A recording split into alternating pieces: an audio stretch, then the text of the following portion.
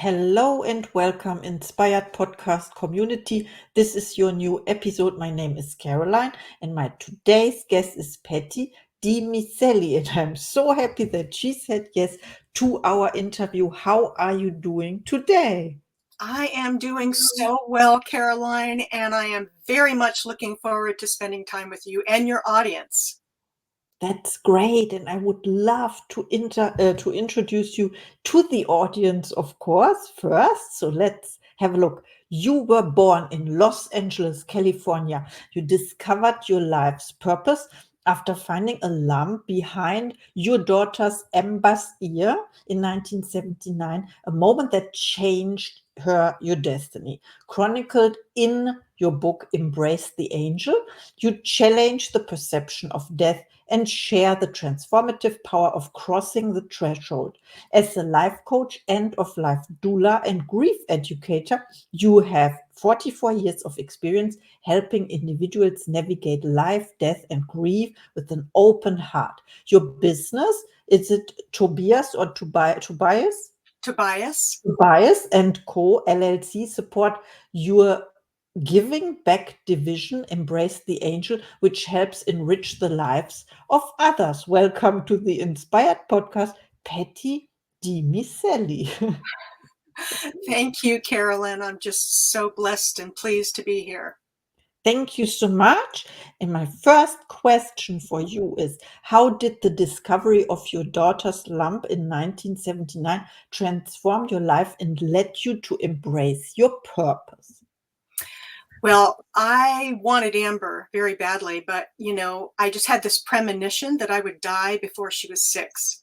And so I recorded our life together, everything, movies, drawings, audio recordings, so that she would know me after I died. In August of 79, I was a single mom and we were renting a room. I was working construction and I was stroking her hair to put her to sleep. And I felt a lump behind her right ear. And I pulled her hair back. And my first thought was, oh my God, cancer. And I did not even know kids got cancer. Then I heard, it's not you who will die, it's Amber. And so I spent the next 8 months around the state of Connecticut in the US. And I went to 8 different doctors trying to convince them to biopsy it. And they were just looking at me like, well, you're just a mother. You don't know. And so 8 months later, she fell and hit the bump. We called it the bump. She hit it on a fireplace and I rushed her to the hospital. And the night before surgery, I said, are you sure it's not cancer? And they said, no, it's not cancer. It was cancer and it was in the 3rd stage. They excised that tumor. It was about the size of an egg. And so I gave her surgery. I agreed to give her radiation to the area behind her ear. And she lost her hair as a result of that. I had just gotten her into modeling, as a matter of fact. Beautiful, dark black curly hair and big blue eyes. And so they said, chemotherapy, surgery, and radiation, that's all there is. And I thought, oh my God, I said, you send a man to the moon and that's all there is? And they said, yes, that's all there is. So when Amber was discharged, I took her and went to the New Haven Register in New Haven, Connecticut, and begged them to please print a story, a plea. Is there any other cancer therapies anywhere in the world that would save her life? And the Associated Press picked up on it and it went around the world. This was before PCs, personal computers. So I started getting phone calls and telegrams and people were all over the world were contacting me and to let me know. We ended up taking her to the Bahamas to give her immunotherapy because it was not offered in the United States at that time. So Dr. Lawrence Burton, he was one of the founders or originators of immunotherapy. He could not practice in New York anymore because of the politics of cancer. And so he had to go to the Bahamas. He set up a clinic in Freeport and Amber, it was so amazing. He gave Amber immunotherapy at no cost. Barbara Newington, Mrs. Newington, paid for our apartment there because it was a clinic. So you had to live in an apartment while you got the immunotherapy. And so because we were in the newspapers and on TV, I was afraid they would take Amber away from me. In many cases in the US, they have taken children away from the parents if they refuse to give them chemotherapy. I didn't want that to happen to Amber or to me, so we had to sneak out of the country. We ended up in Freeport in the spring of 1980. And Dr. Burton, after 2 weeks of being there, Dr. Burton was on 60 Minutes. That was on a Sunday. On a Monday morning, people from all over the world flew to Freeport in air ambulances. It was like their last chance at life. And so I ended up, the therapy involved drawing Amber's blood. So I had to pull her blood. They call it pulling blood, but drawing her blood. And then I would take that vial of blood to the clinic. And he would have good blood, and he had isolated 4 protein fractions, and he would give me 1 cc syringes that I had to keep refrigerated. And so I would inject these protein fractions into Amber. And in order to get her used to the therapy, we actually, my second husband and I, Gary, we actually let her draw Gary's blood. And I have photographs in our book, Embrace the Angel, of her drawing blood. It was just an incredible experience. And so a lot of people were there, and there was like 4 different apartment complexes. And so I had a $10 bicycle that I brought from the States with a seat on the back for Amber. And I had a little blood rack that Dr. Burton gave me. And so I would go around to each of the apartment complexes and draw people's blood and then bring it to the clinic so that they could get their therapy. About 3 months after we were there, there was a small metastasis that had grown where they removed that first tumor, and it flattened out. So it was completely flat. And I actually have photographs of this. And then she got tonsillitis, and her immune system simply could not keep up. And so then another metastasis started to grow in the same area. Again, because of the politics of cancer, and because we were in the media, we couldn't find a surgeon to help us debulk, just take what they can and then let the therapy do the rest. So Dr. Burton actually flew a team of surgeons from Montreal, Canada. David Stewart owned at the time like 5 hospitals. And he, again, no charge whatsoever, to see if they could save Amber's life. And then they decided that they would assemble a team of surgeons in Montreal, and Dr. Burton again flew us up there, gave us $1,000 to spend, and we stayed there for a week in Montreal and decided that they couldn't save her. So we flew back to the Bahamas, and the metastasis had grown twice as much because she was off the therapy. And so again, we needed to have a surgeon help us, and we begged the medical establishment in the US. And finally, we heard from Dr. Bernie Siegel. He is an amazing man. I'm still friends with him. He offered to take Amber, and he said, I'll treat her as my own, and I'll assemble a team of surgeons in St. Raphael's Hospital in New Haven. So we flew there. Amber stayed in the hospital for a week. I had hoped that they could possibly save her life. By this time, the metastasis was as much inside of her skull as outside of her skull. So I was literally watching her get eaten alive by cancer. And it had affected one of her major arteries. So I was down, she was in getting tests, and I was down in the chapel of the hospital, and I heard, let Amber come to me, let her come home. And it was an amazing experience, Caroline, because I was not going through this alone. I definitely am and was connected to the divine. So the angels were guiding me. All I had to do is stay out of their way, which is still hard for me, by the way. And so then I went to the gift shop to get a little something for Amber after she got out of her tests. And I was standing in line, and I heard, turn around. I turned around, And there was this gigantic rack. I have it here. This is my most precious possession.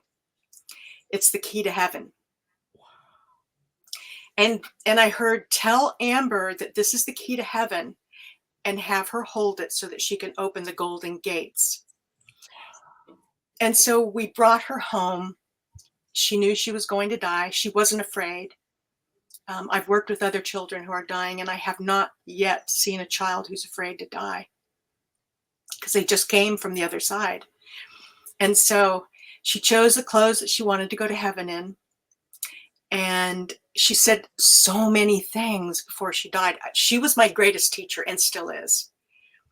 Two stand out. I actually have a little suitcase all cataloged of Amber's words of wisdom, which I'm writing another book. Two stand out. She said, Mom, I know I'm here to help a lot of people. And she said it really quietly, and I went over to her. She was laying in front of the fireplace, and I said, what did you say, Amber? And she was mad because she had to repeat herself. So she said, I said, I know I'm here to help a lot of people. I was like astounded, because people from all over the world were sending her cards and stuffed animals and things. But the second thing she said, and this is where the miracle takes place, she said, Mom, when I die, I'll still be Amber. I'll just be different. So 5 minutes before midnight, we sang happy birthday to me and Gary and Amber. And then she slipped into a coma. And we dressed her in the clothes she picked out, brought her down to the sofa. And I'm telling her how much I love her. Thank you for showing me what love is. You got the best buns in town. Every single thing I wanted her to know, I said. And I actually have an audio recording of this, and I transcribed it for our book.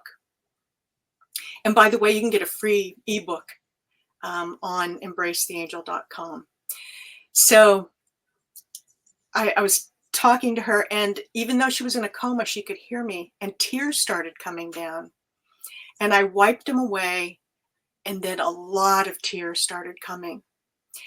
Even though she wasn't afraid to die, she was afraid to leave me behind. And so when I wiped those tears and I said to her, Amber, I'll be okay. I'll be okay, Amber. Go now, be with God. Be with God, Amber.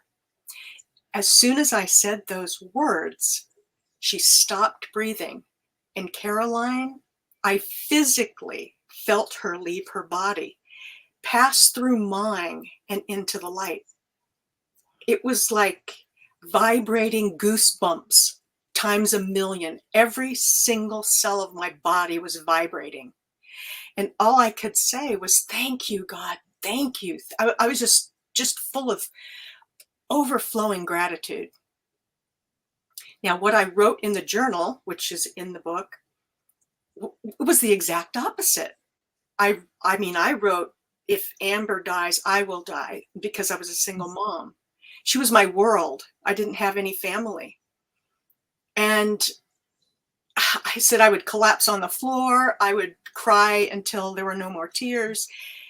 And at the exact moment where she left her body and I physically felt her, it was like, it was the most extraordinary feeling of light and love and gratitude that I haven't experienced since. Because again, it was controversial. We were in the newspapers and on TV. We couldn't find somebody to come to the home to pronounce her dead.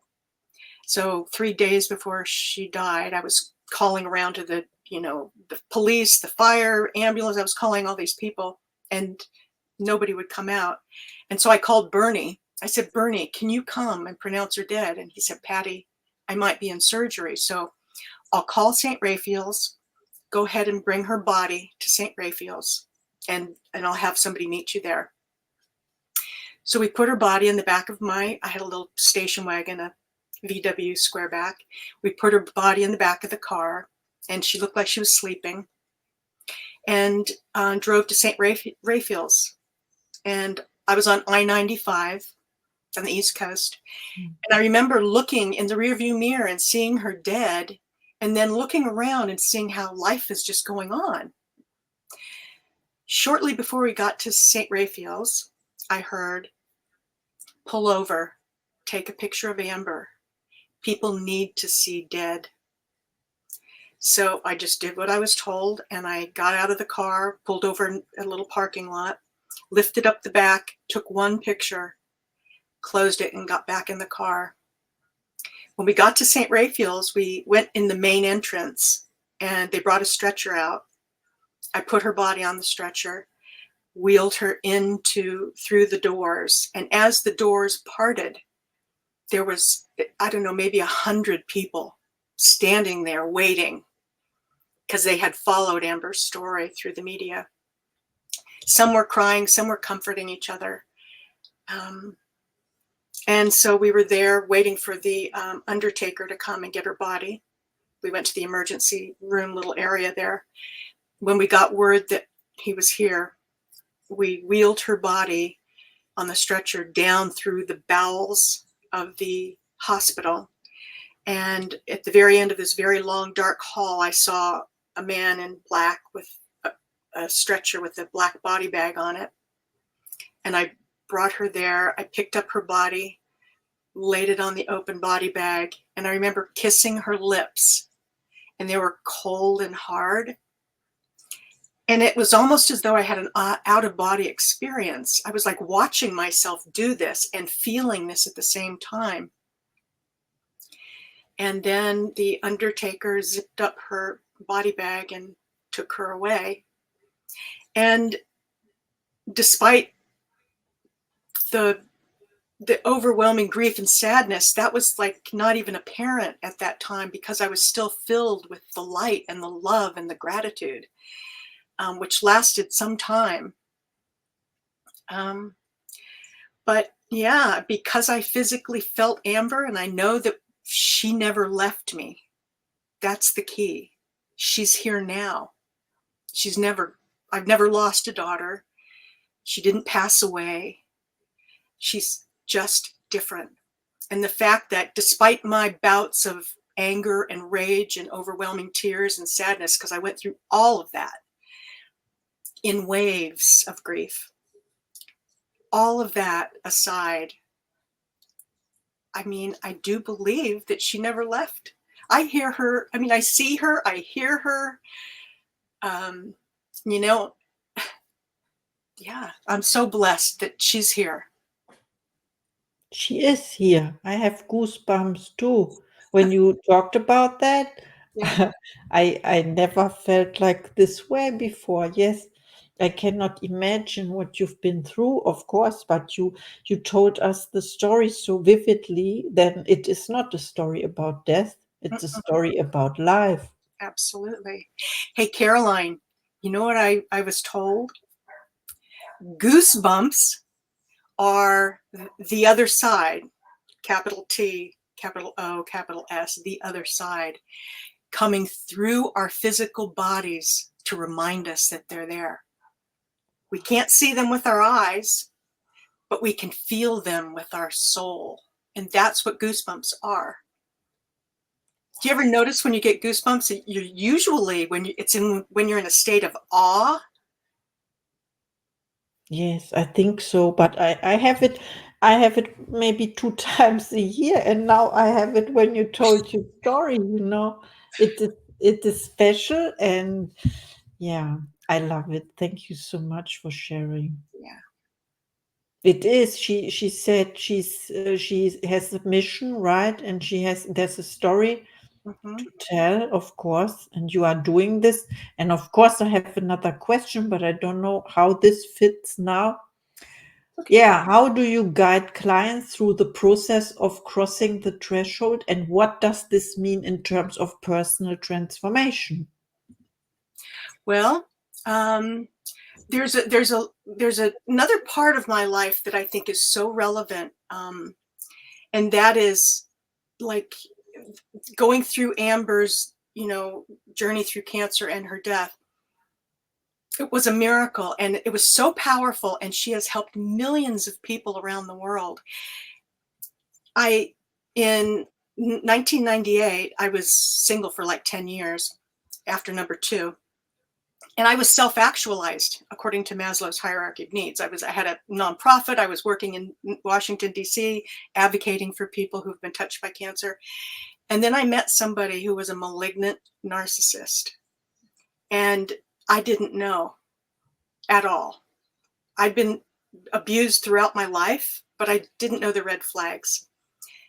I spent 20 years of my life not knowing why I was being mistreated and abused. But it was severe. I almost died. In the time I took to plan my escape, which was 4 months, I did a lot of research and studying. And I studied the red flags of a narcissist. And I thought, oh my gosh, why did it take me 63 years to figure this out? So I had this vision where I was standing in line behind somebody wearing a t-shirt that said red flags of a narcissist. And it was everything I needed to know right there on the back of the t-shirt. So what I did was I'm a graphic designer. So I actually created that very thing that I envisioned. So now I've got red flags of a narcissist. I have HSPs. This is my company. We started our Love and Learn collection. And so I have HSPs, which are highly sensitive people, according to Elaine Aron's book. And I'm a HSP. I know that 30% of the world's population are highly sensitive. And it's a superpower. Unfortunately, people that go through narcissistic behaviors target people like me. So when I was planning my escape, I was in the basement. And he had just like really, it was a horrific time. I was crying and sobbing. I called my friend in England and I was crying to her and saying, oh my God, Susan, I'm going to die. And she said, Patti, you've already suffered the worst thing you can possibly go through. And I said, no, Susan, this is much, much worse. Amber's death had meaning and purpose and power. This is needless. Millions and millions of people around the world, I would venture to say billions, are secretly suffering with somebody that has narcissistic behaviors and abusive behaviors. So I thought, what's the one thing that saved my life? Are you ready? Yes. Gray rocks. Gray rock in the world of narcissism, it's a coping strategy where you become like a gray rock. When they begin to taunt you and try to get you to argue and try to get a reaction from you, which they call supply, you just simply stay calm and show no reaction. And so what I did is I started getting gray rocks and painting. So here's one. I took calligraphy, I used to teach it, and painting different words and phrases that saved my life as I was going through the torture, with a nice explanation and a little guardian angel coin. But this is the best part, Caroline. You ready? Wow. Red flag. Yep. It's like a manual. Kind of, yeah. So we have a little packet with a gray rock and some other materials. And so here's my Love and Learn collection through my company. Love and Learn. Isn't that cool? Yes. So, you know, it's funny because when I was completely like totally out of my own skin and I couldn't figure it out. I read Lundy Bancroft's book, Why Does He Do That? Inside the Mind of Angry Men or something like that. I read it. I listened to audiobooks, like hundreds. September 17th, 2017. And all of a sudden, it was the last puzzle piece that kind of just came right in together and made it fit so I could finally see what was happening. I have red flags of a narcissist puzzles. But anyways, it's the best thing because this was the worst experience of my life. And with the help of my angels, I'm able to help other people save their life. So it's so empowering for me. This is one of my ways of healing. I love that with the gray rocks. I love that. I'm still thinking about it, and I love your little bags with the rock and the explanation, like manual and helping people, because it's not funny. But when you said there is a puzzle, you created a puzzle, then it's also in a playful way, of course, but it's a severe situation, right? When you Oh can. my gosh. And you know what? Honestly, Caroline, if it wasn't for the gray rocks, and the cool thing is, like, taking something so horrific that almost killed me and transforming it into a tiny little tool of rock and information that can help others. It's so empowering. And it really helps me to see that we can take what we in the time perceived to be the worst thing in the world, and it was for me. I'm still healing, and actually use it to help others. And the cool thing, every penny from Tobias and Company goes into our Giving Back division, Embrace the Angel, including the gray rocks. So the dark is now financing the light work. Wow, you turned it around, and I never heard it that way, but of course it is the dark side finances the light. Yeah, but they don't know it yet because I haven't launched the gray rocks. I'm going to be doing it this coming weekend. Thank you so much for sharing. I have another question for you, and it's my last question. In what ways have your roles as an end-of-life doula and grief educator shaped your approach to supporting others through grief and loss? Oh my. Well, first of all, I still do. I have a lot of clients that I work with at the end of their life, and especially our elders who I love. I actually, once I admitted out loud about 3 years ago, I sat up in bed in the middle of the night and I said, I'm an angel. I live alone. There's nobody there to hear it. But I was like, I'm an angel. And I finally admitted it out loud. I've known this ever since I was a tiny, tiny thing.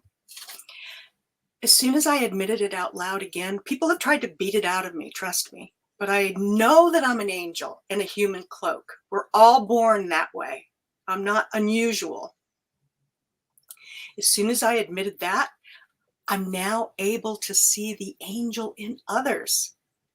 And when I work with my clients, I see, even when I walk through my life and I look into people's eyes and they look into mine, I can see their angel and they can see mine. And so by seeing the love and the light in another human being and treating them with the utmost love and respect, it's just such a beautiful thing to touch somebody's life. I have to show you really quick. I call myself a pebble thrower in the still pond of life. And I have a little pouch. I just was at the post office this morning and I did this. So I'll say, oh, I have something for you. And of course, people are like, and so I say, I'm a pebble thrower in the still pond of life. And these are my pebbles. And then I'll hold out this pouch. And it contains these beautiful Embrace the Angel, Guardian Angel coins. And so I'll say, take one for yourself and one for someone you love. And then they do. Thousands of these in the last 15 years I've given out. So they'll take two. And I'll say, on the back of the coin, the pebble, there's a special word for you. Do you want to peel it off and see what it is? And they do. And Caroline, for the last 15 years, I have literally watched miracles before my very eyes, just by handing out these little guardian angel pebbles. They're so beautiful. And they're Danforth Pewter, we call it our angel factory up in Vermont. And this one says faith. Oh, But just handing out these little coins and looking at people in their eyes, seeing their angel and touching that part of them. It's, yeah, it helps people to endure the pain and the struggle and the heartache and heartbreak of being human, because it's really hard. It's so hard for me. It helps them to get through that and realize that there's another world beyond that which we see. So it doesn't take grand gestures. It takes a tiny, tiny little pebble. I love that. Yeah. Oh, thank you so much for sharing. I imagine you going to the post office and giving your pebbles to people. I love that. Yeah. So nice. Thank you so much for our interview. I could talk for hours now. Maybe we do this after I stop the recording. But now it's time for your last thoughts, your final thoughts to the audience, please. Well, I think I'm going to go with tiny, tiny gestures can change the world. One tiny pebble, one smile, looking into someone's eyes and seeing them, connecting with them as another human being. Connection is absolutely important. And just a moment is all it takes. A moment, a smile, a look, a tiny gesture of kindness. That's all it takes, really. A tiny gesture. How was it? A tiny gesture of kindness, right? Yeah. Oh, thank you so much for sharing. I will do this now for the for the rest of my day or my life because it was so inspiring what you said. Thank you so much. Thank you so much, Caroline. And for your listeners, please, please do visit embracetheangel.com. And we actually have a free hope and healing pocket guide. So it's a little pocket guide of a lot of the different apps and books and routines that I do. You can get a free ebook as well. And yeah, just hope and healing. That's the way to go. I love that. Thank you so much. Please reach out to Patti. She's amazing. Or to me, I do the introduction. Or you check out the website. Of course, you told us about the free ebook and whatever it is. And your book, of course, it's so amazing and inspiring. Thank you so much. Thank you. Thank you very much, Caroline. And see you in the next episode.